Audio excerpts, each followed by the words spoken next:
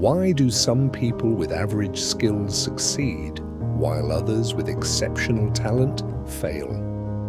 Why does the graduate with perfect grades struggle to keep a job, while someone with no formal training becomes the best in their field? Maybe you've felt this yourself. You look at others who seem more talented, more educated, more naturally gifted, and you think, I can never compete with them. But what if I told you that talent is overrated? What if the real difference between success and failure has nothing to do with how skilled you are when you start, but everything to do with how you show up every single day? This is the story of two people in the same kitchen. One had everything, the other had nothing, but only one succeeded. Stay with me until the end, because this will change how you see yourself forever. In the heart of a bustling city stood the Grande Maison restaurant, famous for its elegant French cuisine and demanding standards. The head chef, Chef Laurent, was known for two things: his perfectionism and his ability to spot potential in people. On the same Monday morning, two people joined his kitchen. The first was Alex Chen, 25 years old, a culinary school graduate with top honors. He had studied under renowned chefs, traveled to Paris for training, and his knife skills were flawless. When he walked into the kitchen on his first day, he carried himself with confidence that bordered on arrogance. "I've trained at Le Cordon Bleu," he told the other cooks, adjusting his pristine white chef's coat. "This should be easy." The second was David Martinez, 23 years old, who had never been to culinary school. He couldn't afford it. He had spent the last 3 years washing dishes at a small diner, watching cooks work, teaching himself from YouTube videos late at night. When he walked into the Grande Maison kitchen, his hands trembled. His chef's coat was borrowed and slightly too big. He didn't know half the French terms the other chefs used, but David had something else, something that couldn't be taught in any school. From day one, the difference was clear. Alex arrived exactly on time, never early. He completed his tasks with technical precision, but no extra effort. When asked to help others, he would glance at the clock and say, "That's not my station." He knew he was talented, and he believed that was enough.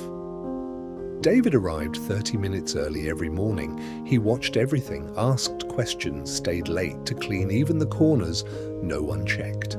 When a colleague struggled, David would finish his work, then quietly help them. Chef Laurent watched them both, saying nothing. At night, David would lie awake, anxiety churning in his stomach. Am I good enough? Everyone here went to school. They know things I don't. Maybe I don't belong. But every morning, he showed up anyway. 6 weeks passed.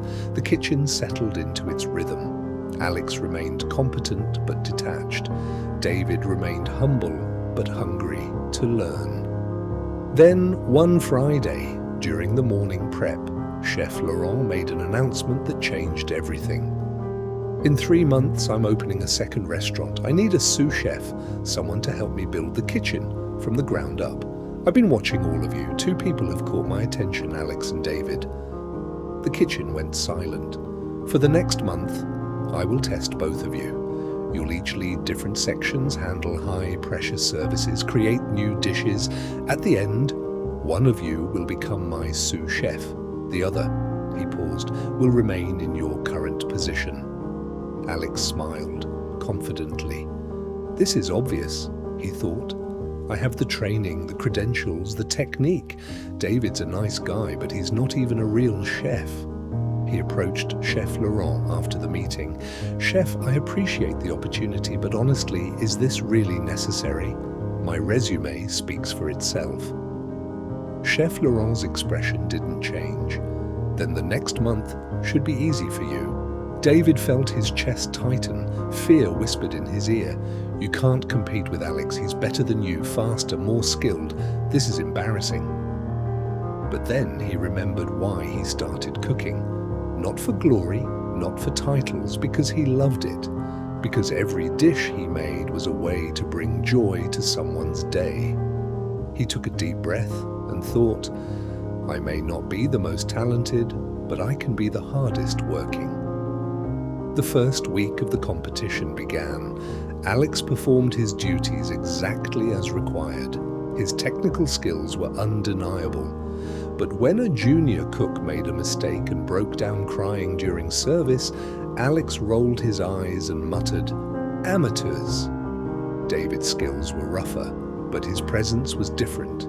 When that same junior cook panicked later in the week, David stayed calm. "It's okay," he said gently. "Here, let me show you.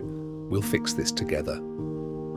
Then came the busiest Saturday night of the month. The restaurant was fully booked, 3 private parties, a food critic rumored to be in the dining room. Halfway through service, the main oven malfunctioned. Disaster. Chef Laurent gathered the team.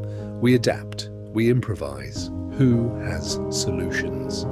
Alex's technical knowledge froze. "This isn't in the recipe. How am I supposed to work without proper equipment? This isn't my fault." David stepped forward, hands shaking, but voice steady. "Chef, I worked at a diner with broken equipment for 3 years. I can modify the dishes to use the salamander and stovetop. It won't be perfect, but we can finish service." For the next 3 hours, David worked harder than he'd ever worked. His hands burned, his back ached, sweat poured down his face, but he didn't stop. He helped every station, adjusted every dish, kept the team's spirits up when panic tried to take over. Alex, meanwhile, did his assigned tasks, but no more, complaining under his breath about the unacceptable working conditions.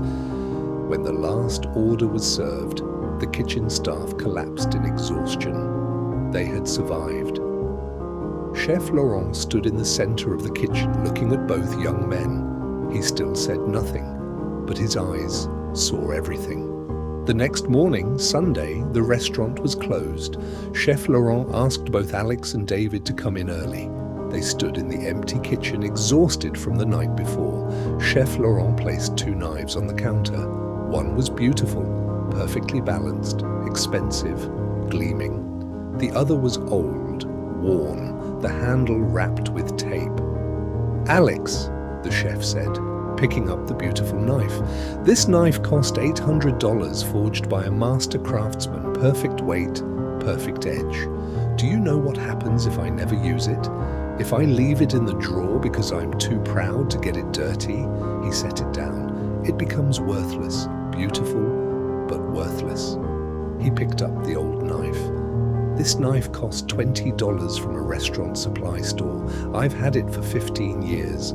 The handle is broken. The blade has been sharpened so many times it's half its original size. But do you know why it's my favorite?"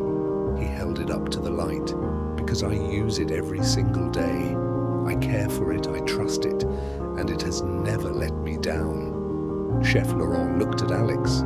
"You are the $800 knife, impressive credentials, beautiful resume, perfect technique, but you refuse to get dirty. You think your talent is enough, so you don't push yourself. You don't help others. You wait for recognition without earning it through effort." Alex's face reddened. The chef turned to David. "You are the $20 knife. Rough around the edges, self-taught, imperfect, but you show up every day, ready to work. You help others before yourself when the kitchen was in crisis. You didn't complain about fairness. You found solutions. Let me tell you something both of you need to understand. In 30 years of cooking, I have seen hundreds of talented chefs. Do you know how many succeeded?" He paused. "Maybe 1 in 10, the others. They relied on talent and quit when things got hard. They thought their skills would carry them. So, they never developed discipline. They never learned that attitude. How you show up, how you treat people, how you handle pressure matters more than raw ability. Talent is your starting point, but attitude determines how far you go. He looked directly at David. You may not be the most skilled chef in this kitchen right now, but you have something I can't teach: humility, work ethic, and genuine care for the craft. Then to Alex, and you may be the most skilled, but skill without character will never build a great kitchen. Talent without teamwork will never create successful restaurant. You both have 2 weeks left in this competition. Alex, if you want the position, show me you can be more than just technique. Show me you care about something beyond yourself. David, keep doing exactly what you're doing, but start believing you belong here, because you do. The conversation changed something in both men. Alex went home that Sunday and couldn't sleep. For the first time in years, he felt ashamed. He thought about every time he'd looked down on others, every time he'd refused to help because it wasn't his job. Monday morning, Alex arrived early, not exactly on time, early. He watched David prepare mise en place and, for the first time, asked, "Can I help?" It was awkward at first. His pride battled with his newfound awareness, but slowly he started to change. He stayed late. He taught a junior cook a technique instead of criticizing them. When someone needed help, he stepped in. It wasn't perfect. Old habits don't disappear overnight, but the effort was there. David, meanwhile, began to believe in himself. Chef Laurent's words echoed in his mind, "You belong here." His technique improved rapidly because he was no longer paralyzed by self-doubt. He started contributing ideas for new dishes. The last test arrived: create an original dish showcasing their personal philosophy. Alex created a technically perfect dish, precise plating, complex techniques borrowed from his culinary school training. It was impressive, but impersonal.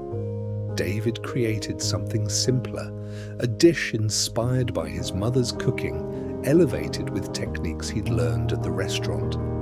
It wasn't as complex, but it had heart.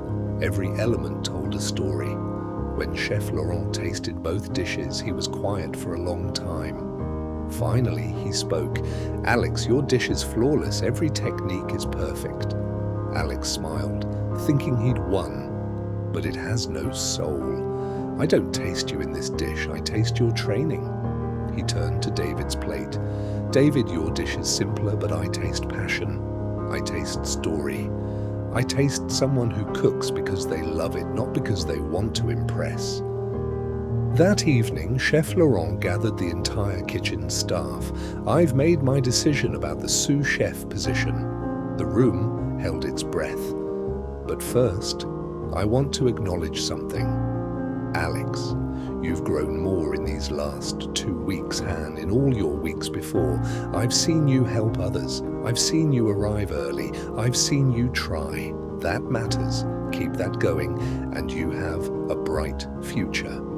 Alex nodded, humbled, but grateful. However, the position goes to David. David's eyes filled with tears. He couldn't speak. He thought about washing dishes 3 years ago, wondering if he'd ever have a chance. He thought about every doubt, every fear, every moment he almost gave up. Chef Laurent placed a hand on his shoulder. "You earned this not because you're the most talented, but because you showed me something rarer than talent: consistent excellence in your attitude every single day." 6 months later, the second restaurant opened successfully. David led the kitchen with the same humility and work ethic that got him there. And Alex, he stayed at the original Grand Maison. But he was different now. He became a mentor to junior cooks, sharing not just technique, but also the lesson he'd learned. Talent means nothing without character. My friend, maybe you felt like David, like you don't have enough education, enough skill, enough natural talent to succeed. Or maybe you felt like Alex, like your credentials should be enough, wondering why effort is even necessary when you're already good. Here's what I need you to understand. Talent is your starting line. Attitude is your finish line. Talent gets you in the door. Attitude keeps you in the room. Talent impresses people for a moment. Attitude earns their respect forever. Remember 3 truths. First, skills can be learned. Attitude is a choice you make every morning. Second, the person who tries hard with average ability will always outlast the person who coasts on exceptional ability. Third, success isn't about being the best when you start. If this story resonated with you, if you've ever doubted yourself because others seemed more talented, share this with someone who needs to hear it. Drop a comment telling me what's one way you'll choose attitude over talent this week. Let's build a community of people who show up, work hard, and lift others up. I'll be back with another story to keep you growing. Until then, remember, it's not about where you start. It's about how you show up every day after.